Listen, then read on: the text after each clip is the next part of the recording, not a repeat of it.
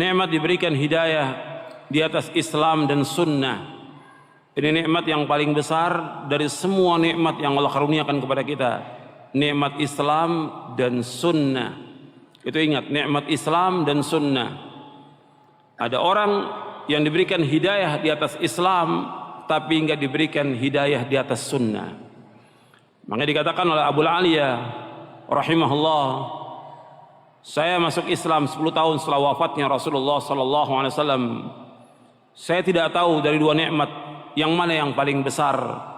Yang pertama, Allah tunjuki aku di atas Islam.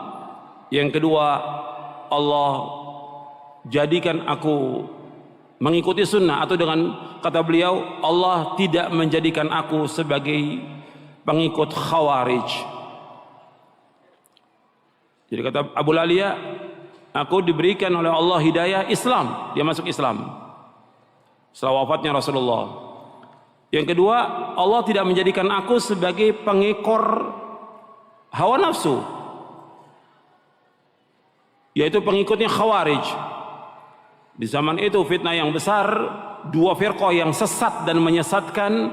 Yang pertama Khawarij, yang kedua Syiah.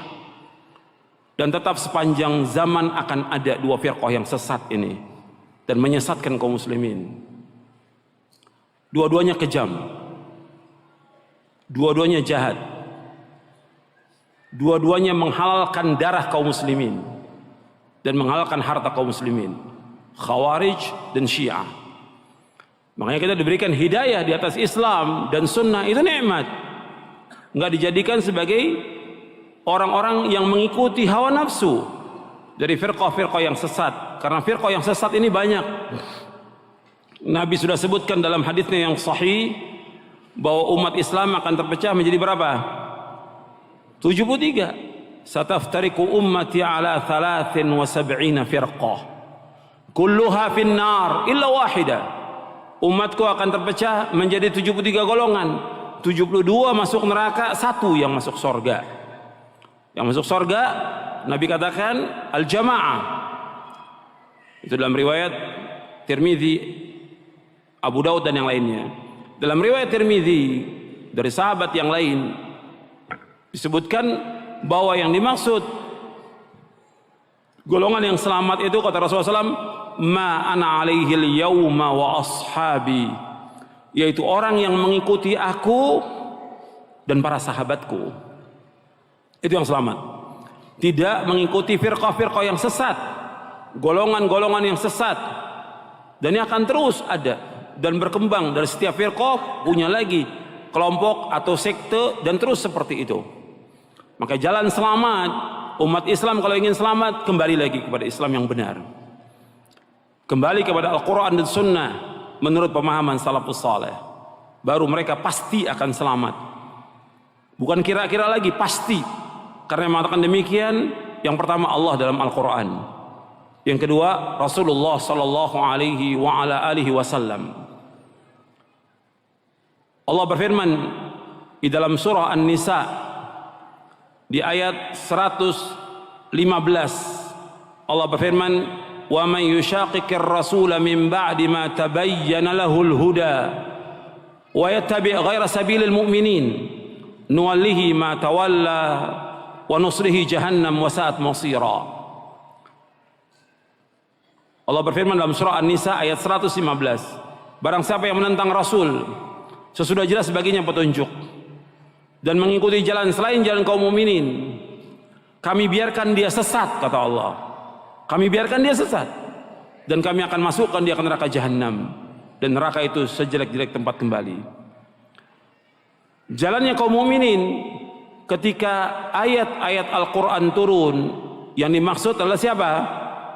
Yang dimaksud siapa? Para sahabat radhiyallahu anhum ajma'in. Jalannya kaum mukminin ketika ayat Al-Quran turun kepada Nabi Muhammad SAW, itu para sahabat. Barang siapa yang menentang Rasul sesudah jelas baginya petunjuk dan mengikuti jalan selain jalannya para sahabat, kata Allah, kami biarkan dia sesat, nuwallihi ma tawalla wa nuslihi jahannam, dan kami akan masukkan mereka ke neraka jahanam, wa sa'at masira, dan neraka jahanam itu sudah tempat kembali. Jadi wajib untuk mengikuti itu. Dan Nabi SAW juga menjelaskan akan terjadi perpecahan di tengah-tengah umat, perselisihan, bergolong-golongan umat Islam ini. Nabi sudah menyebutkan sallallahu alaihi wasallam, dan Nabi memberikan solusi yang terbaik buat umat ini.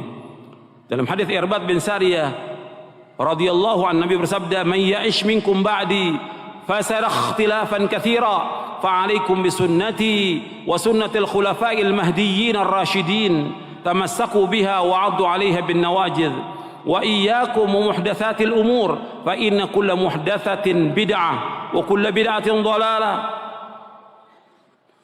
Kullu bid'atin dhalalah wa iyyakum muhdatsatil umur fa inna kulla muhdatsatin bid'ah wa kulla bid'atin dhalalah.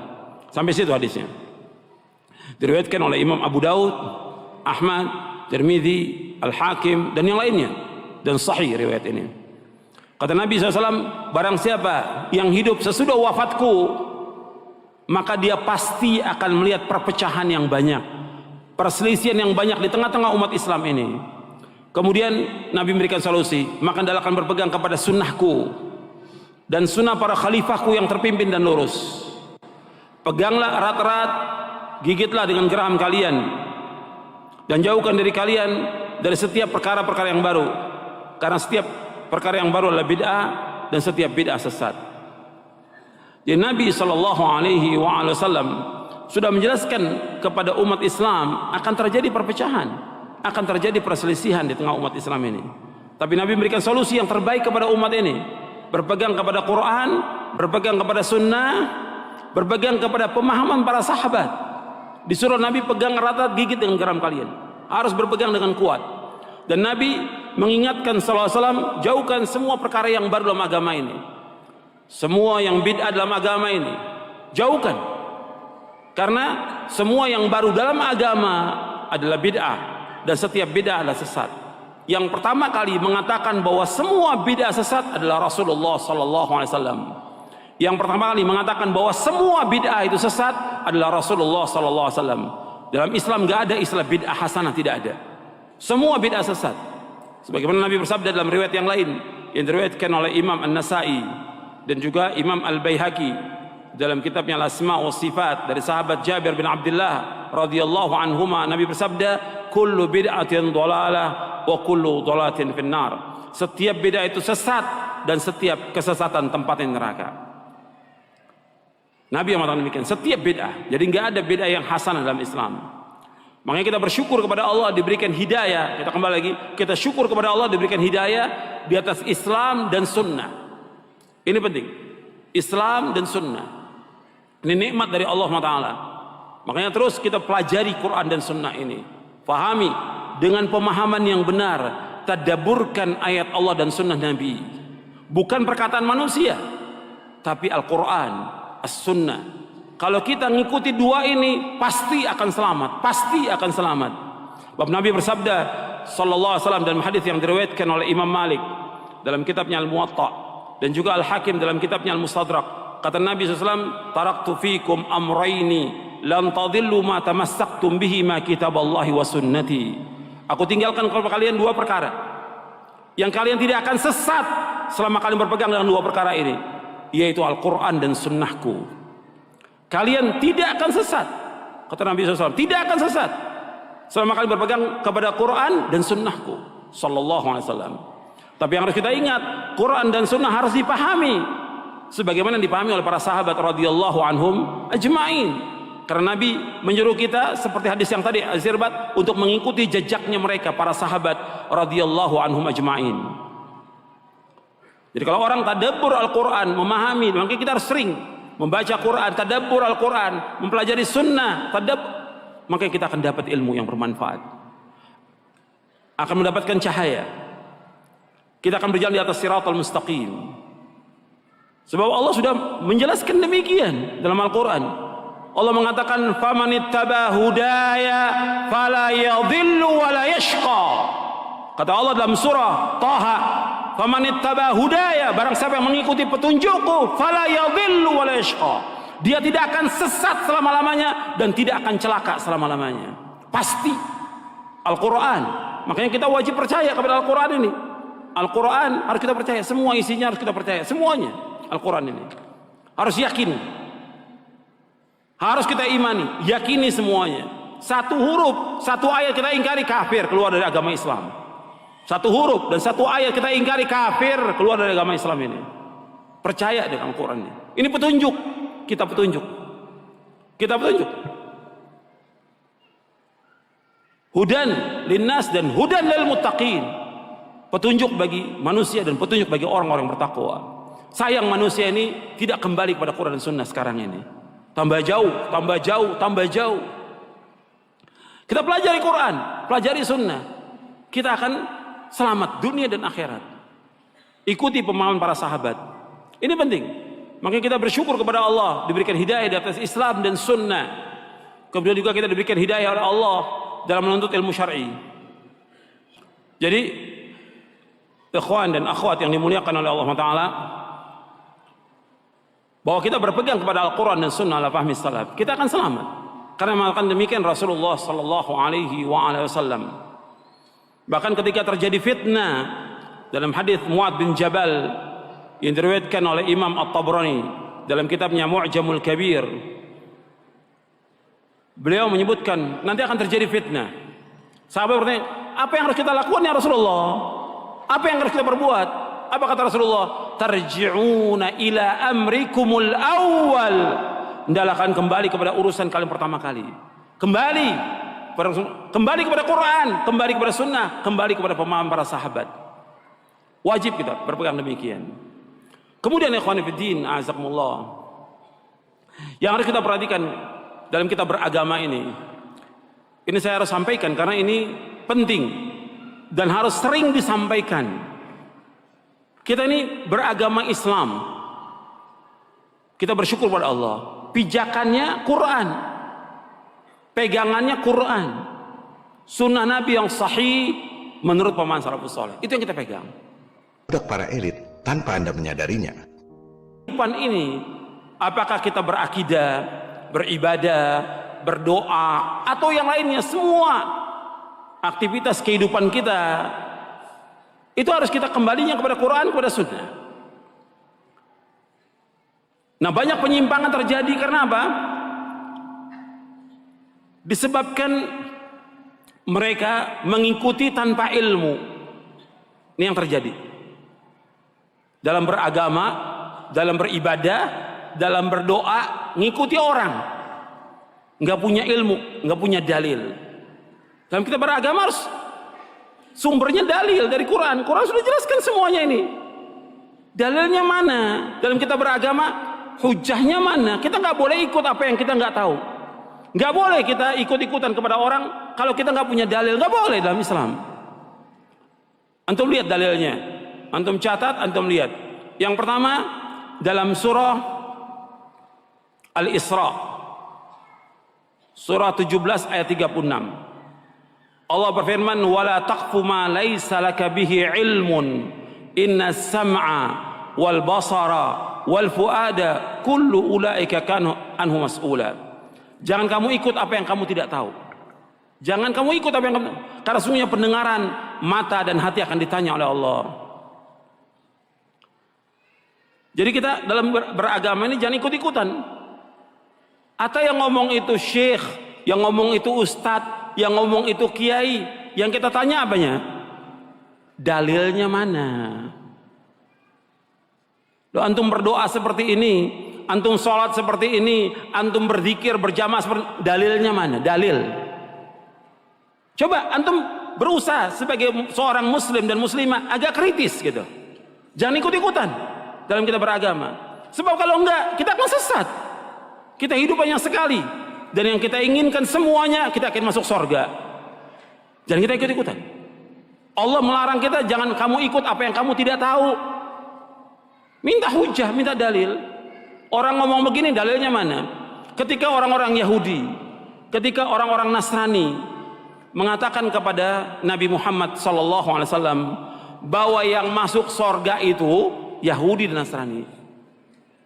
Kata mereka, Nabi, di depan Nabi SAW, orang Yahudi dan Nasrani mengatakan kepada Nabi Muhammad SAW tidak masuk surga kecuali orang Yahudi dan Nasrani. Bukan Nabi cela atau Nabi tanya. Nabi tanya apa? Dalil.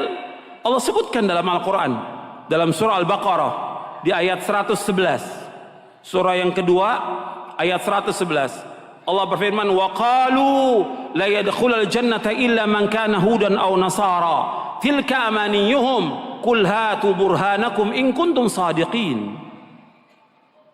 Allah berfirman dalam surah Al-Baqarah ayat 111. Kalau yang bawa mushaf Al-Quran dilihat benar atau tidak itu. Wa qalu la yadkhulul jannata illa man kana hudan aw nasara tilka amaniyuhum qul hatu burhanakum in kuntum sadiqin. Mereka berkata tidak masuk surga kecuali orang-orang Yahudi atau Nasrani. Kemudian kata Allah kepada Nabi Muhammad SAW, "Qul," katakan kepada mereka, "Hatu burhanakum in kuntum shadiqin." Mana bukti kamu, mana hujjah kamu, mana dalil kamu jika kamu orang-orang yang jujur. Enggak bisa mereka keluarkan dalil. Enggak bisa mereka keluarkan hujjah. Maka agama ini agama dalil, agama hujjah. Ada enggak dalilnya? Dalam kita beragama, dalam kita mengamalkan, dalilnya ada enggak? Kalau enggak ada jangan ikut. Siapapun dia, ustadz ke syekh atau imam atau yang lain. Hatta Imam Syafi'i rahimahullah mengatakan demikian, kalau ada pendapatku menyalahi sunnah Rasulullah, buang pendapatku, ikuti apa?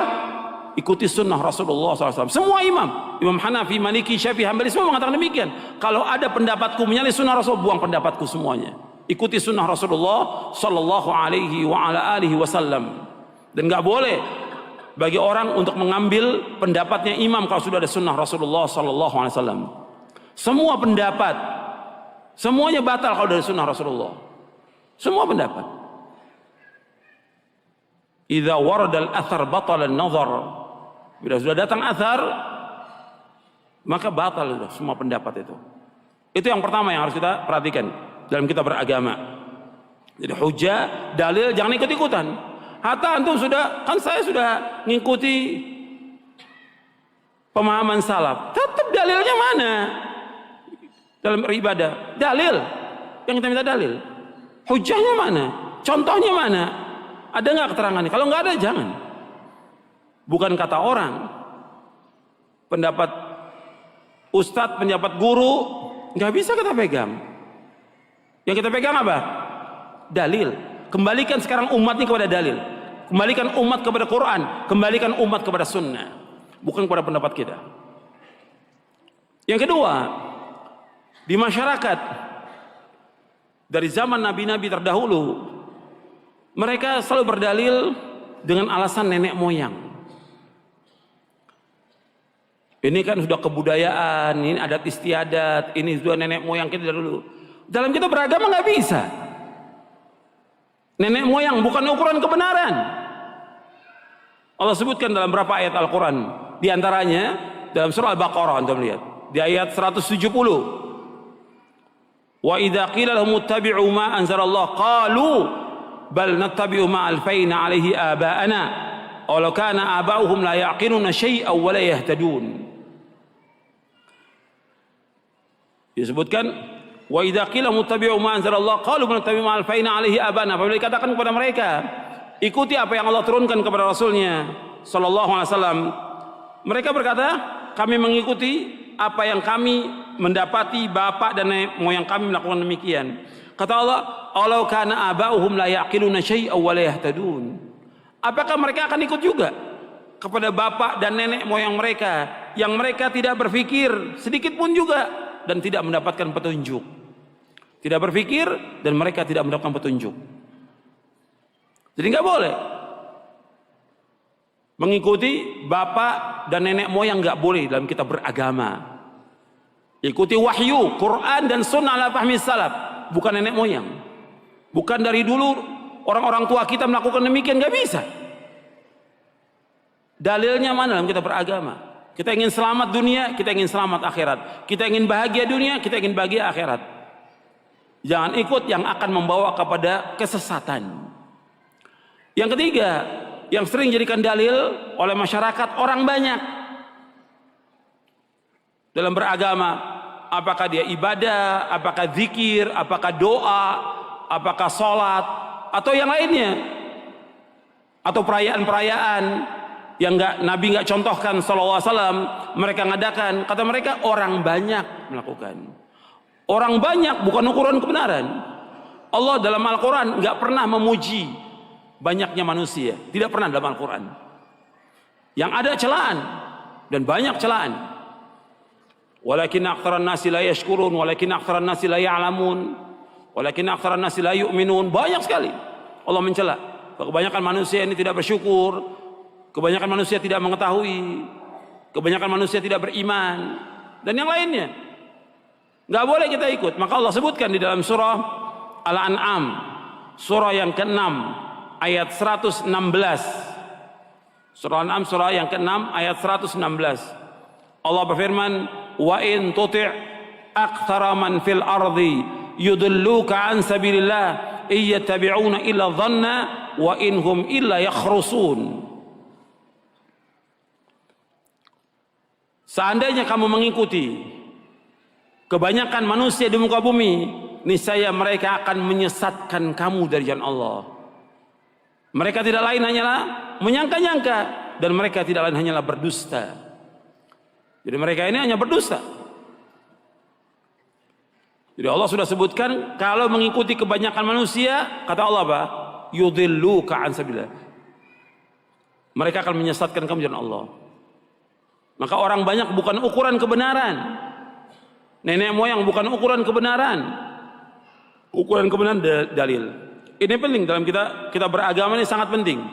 Antum catat, nanti antum lihat lagi di rumah, ulangi lagi. Kalau kita lihat kebanyakan agama di masyarakat itu ngikuti orang banyak. Kalau orang awam mungkin kita berpikir karena awam ya, tapi terjadi juga kepada para penuntut ilmu, terjadi juga kepada para ustadz. Kita tanya, kok ustadz ngerjakan ini? Ya orang banyak. Kok orang banyak sekarang? Lo antum sekolah di luar negeri kan dalil kan yang dipelajarin. Sekarang ya gimana orang banyak? Rusak agama kalau begitu. Kalau ustadznya sudah ngikutin orang banyak, ya rusak agama ini. Dan ini terjadi yang seperti ini. Ustadznya sudah nggak ngikutin dalil. Gimana apa? Gimana orang banyak? Gimana selera masyarakat? Gitu. Rusak agama ini. Mestinya dia punya sikap dalam beragama. Dia bimbing masyarakat ke jalan kebenaran. Dia bimbing masyarakat ke jalan keselamatan. Dia jelaskan yang hak itu hak, yang batil itu batil, yang tauhid itu tauhid, yang syirik itu syirik, yang sunnah itu sunnah, yang bid'ah bid'ah, sehingga umat jelas di atas bayinah umat ini. Enggak dibiarkan masyarakat ini mengikuti seleranya mereka. Yang kaya begini, yang ini seperti ini, rusak agama ini. Kita harus jelas. Enggak ada masalah orang kemudian mempunyai sikap kepada kita dikatakan keras, nggak ada masalah. Atau mengatakan gila, nabi-nabi pun semuanya dikatakan gila oleh pengikutnya. Hatta Nabi Muhammad SAW dibilang apa? Gila. Karena mengajak kepada tauhid, mengajak kepada kebenaran, dan tidak boleh mengikuti agama nenek moyang. Harus tegas dalam kita beragama ini. Supaya apa? Supaya selamat umat. Kita harus bawa umat ini kepada keselamatan, bukan dibiarkan. Bukan malah si dai-nya ikut apa kata masyarakat, apa kata orang banyak. Nggak boleh. Harus jelaskan yang hak itu hak, yang batil itu batil. Dan akan ditanya oleh Allah pada hari kiamat nanti, kenapa dibiarkan demikian? Masyarakat sesat, nggak dijelaskan kebenaran kepada mereka. Akan ditanya oleh Allah pada hari kiamat nanti. Kemudian, ikhwan fillah, azakumullah, kita harus juga berani menyampaikan kebenaran ini. Diskusi. Tanyakan kepada ustadznya, jangan diam. Allah berfirman, fas'alu ahla dzikri in kuntum la ta'lamun. Tanya kepada ahlu dzikir, tanya kepada ahlul ilm jika kalian tidak mengetahui. Jangan diam, tanya. Kenapa ustadz mengadakan perayaan seperti ini? Kenapa ustadz mengadakan dzikir berjamaah seperti ini? Mana dalilnya, mana keterangan? Tanya, jangan diam, jangan ngikut kepada kesesatan. Tanya, ini Allah yang mengajarkan demikian. Fas'alu ahla dzikri in kuntum la ta'lamun. Tanya kepada ahli dzikir, orang yang berilmu, jika kamu tidak mengetahui. Tanya terus dalilnya. Ini penting dalam kita beragama supaya kita selamat. Ini diantara yang perlu saya sampaikan Karena ini masalah-masalah penting, masalah prinsip dasar dalam kita beragama. Termasuk juga satu lagi yang belum, mengikuti kiai, ustadz, tuan guru, ajengan, habib, nggak bisa kita ngikuti. Mereka manusia. Yang kita ikut dalil, antum lihat orang-orang Nasrani sesat itu karena siapa? Saya tanya kepada antum, orang Nasrani, Kristen sesat karena siapa? Karena para pendetanya. Mereka sesat karena siapa? Karena pendetanya. Bukan mustahil juga umat ini sesat karena apa? Karena gurunya, karena ustadznya, karena kiainya. Nabi bersabda SAW, Inna akhwafa ma akhafu ala ummati ala imatal mudillin. Sesungguhnya yang paling aku takuti sekalian, imam-imam yang menyesatkan. Dai-dai yang menyesatkan, kata Rasulullah. Itu yang paling takuti oleh Rasulullah SAW. Antum lihat juga dalil dari Quran tentang orang-orang Nasrani disesatkan oleh para pendetanya di surah At-Taubah, di surah 9. Allah menyebutkan di ayat 31, ittakhadhu ahbarahum wa ruhbanahum arbaba min dunillah wal masih ibn maryam wa ma umiru illa liya'budu ilaha wahida la ilaha illahu subhanahu amma yusyrikun. Allah berfirman dalam surah Al-Bara'ah, surah At-Taubah, surah yang ke-9 ayat 31. Ittakhadhu ahbarahum wa ruhbanahum arbaba min dunillah. Mereka menjadikan pendeta-pendeta mereka dan rahib-rahib mereka, artinya ulamanya dan juga para rahibnya, para ahli ibadahnya, arbaba min sebagai Tuhan-Tuhan selain Allah. Wal Masih ibn Maryam, dan menjadikan Isa juga sebagai Tuhan, Isa bin Maryam. Wa ma umiru illa liya'budu ilaha wahida, dan mereka tidak diperintah melainkan untuk beribadah hanya kepada satu Tuhan, kepada Allah saja. Wa ilahukum ilahu wahid la ilaha illahu rahmanur rahim. Tuhan kamu hanya satu, Allah Rabbul Alamin, enggak ada dua, satu Allah. Tidak ilah yang berhak diberikannya Allah. Allah yang maha pengasih dan Allah maha penyayang. La ilaha illahu, tidak ada ilah yang berhak diberikannya Allah. Subhanahu amma yusyrikun, maha suci Allah dari apa yang mereka persekutukan. Allah sebutkan dalam ayat ini, mereka menjadikan ulama mereka, pendeta mereka, ahli ibadah mereka sebagai Tuhan selain Allah. Dan juga Isa bin Maryam. Waktu ayat ini turun, Adi bin Hatim mengatakan, ya Rasulullah, kami orang-orang Nasrani nggak menyembah para pendeta, nggak menyembah para pendeta, nggak menyembah para ahli ibadah mereka, tidak. Kata Nabi, bukankah kalian menghalalkan apa yang mereka halalkan, dan kalian mengharamkan apa yang mereka haramkan? Artinya menghalalkan apa-apa yang Allah haramkan dihalalkan mereka. Kemudian mengharamkan apa-apa yang Allah halalkan, kalian ikut. Kata Hadi, iya, tilka ibadatum, itulah ibadah mereka. Jadi kita nggak boleh ikut apa yang disampaikan oleh kiai, oleh ustadz, kecuali dalilnya, keterangannya. Jangan kita ikut. Oh ini yang begini boleh, oh ini sunnah, dari mana dalilnya? Keterangan dari mana? Amalan doa-doa ini, zikir ini, kalau baca zikir ini 1000 kali selamat, atau 1101 kali itu bisa ngilang umpamanya. Dari mana keterangannya yang seperti ini? Amalan-amalan yang nggak ada contoh dari Rasulullah SAW yang dibuat-buat oleh manusia. Makanya menjadikan mereka sebagai Tuhan. Karena apa? Ikut aja apa kata mereka. Maka Allah katakan kalian menjadikan mereka sebagai Tuhan. Kemudian Allah berfirman, wa ma umiru illa liya'budu ilaha wahida, dan mereka tidak diperintah beribadahnya kepada Allah saja, mengikuti apa yang Allah turunkan kepada nabinya Muhammad sallallahu alaihi wasallam. La ilaha illahu, tidak ilah yang berhak diberikannya Allah. Maha suci Allah dari apa yang mereka persekutukan. Itu juga seperti orang menjadikan kuburan sebagai tempat ibadah. Saya tanya kepada antum, banyak gak kuburan di Indonesia yang dikeramatkan? Banyak. Yang dianggap berkah? Banyak. kuburan yang orang datang berbondong-bondong sebagai tempat ibadah, banyak di Indonesia. Yang mengatakan demikian siapa? Kiai-kiai, ustaz-ustaz mengatakan demikian. Allah nggak turunkan hujjah kepada mereka. Allah nggak turunkan keterangan kepada mereka. Kuburan bukan tempat ibadah. Kuburan bukan tempat ibadah. Kalau masjid tempat ibadah, kuburan bukan tempat ibadah. Tapi orang berbondong-bondong datang ke sana minta dan berdoa kepada penghuni kubur. Ini perbuatan syirkun akbar, syirik yang paling besar, yang membatalkan seluruh amalnya dia dan membatalkan keislamannya dia. Kalau sudah sampai hujjah kepada mereka, ini terjadi. Makanya kita harus tahu bagaimana berdoa yang benar sesuai dengan syariat, zikir yang benar. Kenapa? Kita ini sudah hidup di zaman yang orang sudah jauh dari Quran, jauh dari sunnah. Dai-dainya pun tidak membawakan hujjah, dalil dan keterangan. Sehingga umat gak tahu, dipikir itu benar. Dan itu diamalkan oleh mereka tahunan. Dan mereka mati dalam keadaan syirik. Mungkin di antara mereka mungkin bapak antum, orang tua antum, kakek dan nenek dibawa ke kuburan wali, ibadah di sana, ada yang tawaf di sana, berdoa di sana minta kepada selain Allah. Ini perbuatan syirkun akbar. Allah dalam Al-Quran menyuruh kita untuk hanya berdoa hanya kepada Allah Subhanahu wa taala. Berdoanya kepada Allah, tidak kepada yang lain. Maka kita akan bahas buku doa ini tentang kaidah-kaidahnya, paling penting kaidah-kaidahnya. Saya akan sebutkan tentang kaidahnya. Sebelumnya saya akan jelaskan dulu tentang keutamaan doa dan zikir.